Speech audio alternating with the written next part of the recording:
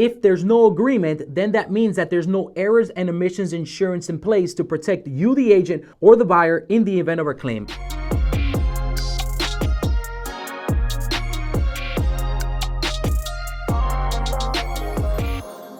The same way that there's a contract between the buyers of the property and the sellers of the property, there needs to be a contract between the inspection company and the buyers. This is called a pre-inspection agreement. And this is very important because the pre-inspection agreement needs to be sent out before every inspection. That way your clients could evaluate it, could read it, and see if they have any questions or concerns. The pre-inspection agreement does a couple of things. Number one, the pre-inspection agreement states what's included in the inspection and what's not included in the inspection, because there's things such as mold testing and sewer scope inspections and lead inspections which aren't part of a standard home inspection and require more invasive testing. And the pre-inspection agreement states that and gives your client an understanding that if they need further testing, then they need to request it. The next thing that it does is that it provides a peace of mind in the sense that the company that has a pre-inspection agreement is operating under a scope of standards. And then you as the buyer could look at the scope of standards and see under what scope of standards the inspection is being done. Without a pre-inspection agreement explaining the scope of standards,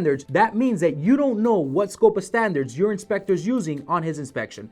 Another great and probably the most important reason why the inspection company you work with needs to have a pre-inspection agreement, it's because if there's no agreement, then that means that there's no errors and omissions insurance in place to protect you, the agent, or the buyer in the event of a claim. So let's say that your buyers buy a property that was inspected by a company without an agreement. If they go into the property and now they see that the bedroom is full of mold and that wasn't reported in the inspection, that could probably warrant an errors and omissions claim. But in order for errors and omissions insurance to cover a claim, there needs to be a pre-inspection agreement signed. That means that if the company you're working with does not have a pre-inspection agreement signed, it means that they do not have errors and omissions insurance, because errors and omissions insurance is expensive and costs money. And I doubt that anyone would have it and then not have an agreement, so in the event they need the insurance, they wouldn't have any coverage. That's why you need to verify whether you're the buyer's agent or the listing agent or the buyer yourself. No agreement equals a problem. Now, if you like this video or find it resourceful, please like, share, or comment below.